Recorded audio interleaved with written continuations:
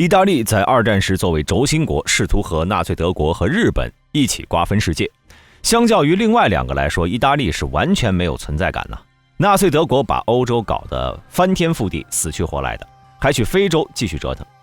日本把亚洲搞得昏天黑地，还敢去打美国。而意大利作为轴心国，完全没有能拿得出手的战绩。作为二战的失败者之一，在战后的意大利却拿出来了些不一样的东西。本期视频我们就一起来了解一下意大利战斗飞行员训练中心，它有一个霸气的名字，第61风暴大队。如果喜欢本期视频的话，求观众老爷们点一个小小的赞。这就开始我们本期视频。意大利能打二战是因为墨索里尼，但在他宣布参战的时候，是完全没有看国家真实的情况，各种资源和二战其他主要参战国相比就是天差地别。比如说德国当时的煤、石油等资源的产量是100的话，意大利的就只有0点几。除此之外呢，还有军事装备的短缺。在墨索里尼上台之后，大力发展海军和空军，陆军的装备和另外两个一比，简直比乞丐还要惨。墨索里尼自己说，陆军打仗不过是摆摆样子，真决定胜负的还得是海空军。他上台后，飞机和舰艇的数量蹭蹭的往上涨。后来因为没有油用了，这些东西就只能安静地待在原地了。真打起来之后，墨索里尼派了部队跟在德军后边。在苏联战场上，他以为希特勒很快就能把苏联拿下，派去了22.9万人，结果这支部队一半阵亡，其他的回来了。其他战场本来德军在法国顺风顺水，意大利就去了，他一上被法国军队打得片甲不留。后来因为意大利国内形势的转变，意大利军人完全没有了战斗意志，不少都向盟军投降了。当时的意大利的飞行员因为墨索里尼的关系，其实非常拉垮。墨索里尼把军队法西斯化，空军条件又好，待遇又高，就成了富家子弟和投机分子的阶梯。在空军混个1年半年的回到地方，就会因为曾经在空军服役受到重用。服役1年半年能学到个什么东西？而如今的意大利空军约有6万人，作战飞机总共有300多架。我们今天介绍的第61风暴大队是在二战后成立的。当时的意大利已经不是法西斯当家了。1946年9月1号，意大利加拉蒂纳空军基地成立飞行训练学校，将原本在此地驻扎训练的部队和飞行课程延续到了1955年5月1号。后来这里在1995年12月1号正式更名为第61风暴大队。在成立后，意大利空军一直在想办法如何搞好学校效率和飞行训练流程。因为冷战的原因，经费不足，只能缩减人员。后来意大利军方在该大队附近新建了一个机场和飞行指挥部，改善飞行训练的条件。该大队除了行政单位外，有3个飞行中队、1个技术中队和1个支援中队。在这里接受训练的学员会接受3个阶段的训练，分别在3个中队进行。其中的214中队负责学员的第1阶段的训练。214中队教官们的飞行时长都在3000小时以上，他们的教学态度十分严谨严格。如果评估某个学员无法跟上同时期的飞行课程训练，那么就要淘汰掉。如果飞不起来，那就更不用说了。当飞行员飞不起来，那还来干什么？学员一天要接受8个小时的训练课程，包括理论、操作模拟，在熟练后会有实操。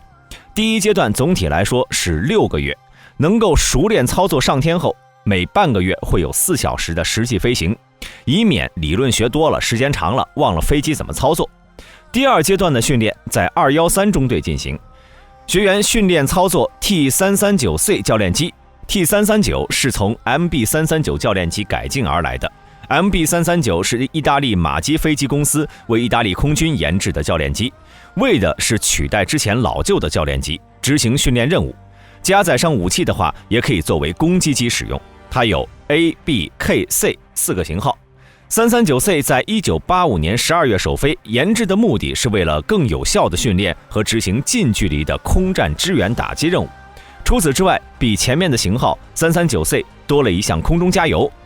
在214的都是基础训练，213的是各种模拟作战任务，学员要经历各种有可能发生的空战作战情况，像什么空中支援敌军驱离这些的，还有经历比之前更快速度的飞行，还有单飞、双飞、组合作战。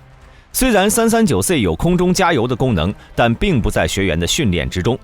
第2阶段差不多有1个月，飞行时数有90个小时以上，还有一些地面课程和无人机操作。完善飞行员的知识和操作。